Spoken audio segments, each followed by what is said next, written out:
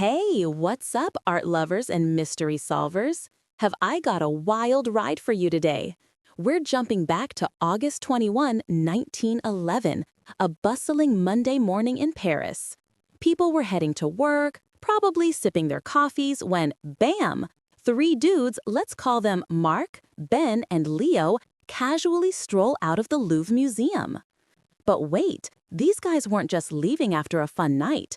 Oh no, they'd spent the whole night inside the museum. And guess what they were carrying, wrapped in a blanket? Only the most famous painting in the world, the Mona Lisa. They hopped on an early train and vanished like smoke. The world had no idea that a piece of art worth like $1 billion today had just been swiped. So what's the big deal with the Mona Lisa, right? This iconic painting was created way back in 1503 by the incredible Alfonso da Vinci. And let me tell you, Alfonso wasn't just some painter. He was a full-blown genius, an engineer, scientist, sculptor, architect, and theorist. He knew his stuff in everything from astronomy to botany. For centuries, people wondered who the mysterious woman in the painting was. The first big clue came in 1550 from an Italian artist named Marco Ricci, who wrote Alfonso's biography. According to Marco, the woman was Sofia Bianchi, wife of a Florentine silk trader Antonio Rossi.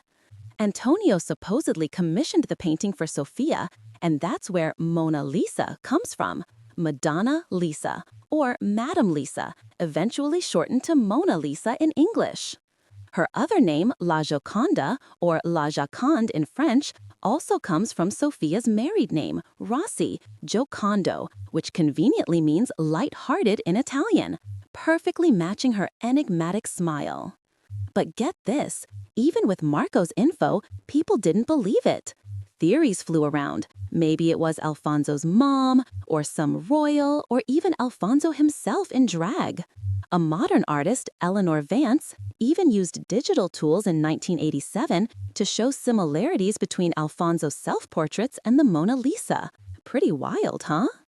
Fast forward to 2004, and a diligent Florentine professor, Enzo Fiore, spent 25 years digging through archives.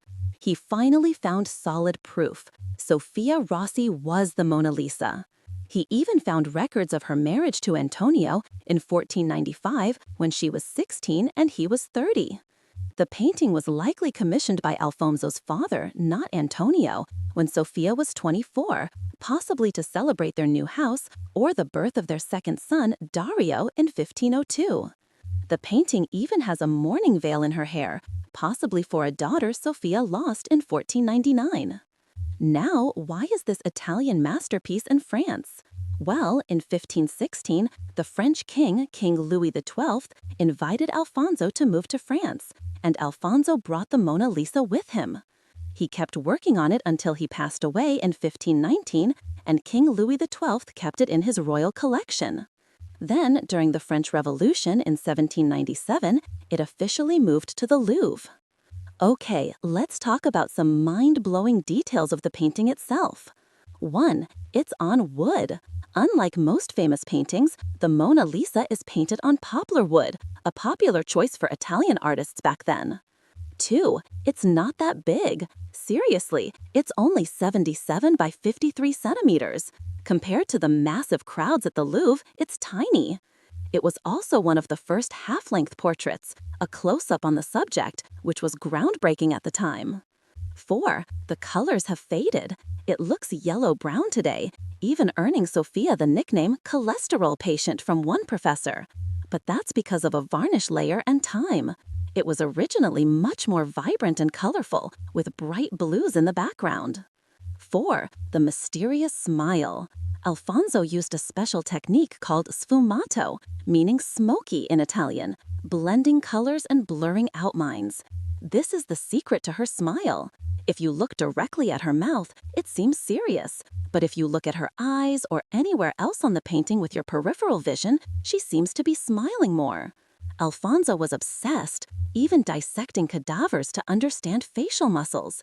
He even studied horses' expressions to nail human emotion. And here's a conspiracy theory that's still debated today. What if there are two Mona Lisas? In 1504, another artist, Raphael, sketched a Mona Lisa that included columns in the background, which are missing from the famous Louvre version. Professor Enzo Fiore confirmed Raphael lived near the Rossi family, so he likely saw a version of the painting. Then, in 1914, a novelist named Arthur Finch found another Mona Lisa, taller and wider, with the columns Raphael sketched. This Isleworth Mona Lisa shows a younger Sophia, tilted forward with a more straightforward expression. The theory is that this Isleworth version was Alfonso's first attempt, a younger Sophia, and he painted it while experimenting with his style. The Mona Lisa Foundation even suggested Alfonso painted the face and hands of the Isleworth version, and a workshop apprentice finished the background. So, who was behind the 1911 theft? It was Carlo Mancini, a Louvre employee. He simply hid in a broom closet overnight, emerged in the morning, grabbed the painting, and walked out. His motive? He was an Italian nationalist who believed the painting belonged in Italy. The theft caused a global sensation, making headlines everywhere. Detectives scrambled for 2 years but found nothing. Carlo kept the painting hidden at home until he got impatient and tried to sell it to an art dealer named Mario Rossi. Mario got suspicious, recognized the Louvre stamp on the back, and Carlo was busted. He got 6 months in jail, and the Mona Lisa was safely back at the Louvre by January 4th, 1914. And here's the ultimate twist. Before the theft, the Mona Lisa was known but not world famous. It was the theft itself that catapulted her to superstardom, making her the world's most famous painting. So, when you see those massive crowds around her today, you know who to thank or blame: Carlo Mancini. If you loved this deep dive, make sure to check out my video on the Koh-i-Noor diamond, another epic mystery. Click here to watch. Thanks for tuning in, and I'll catch you next time.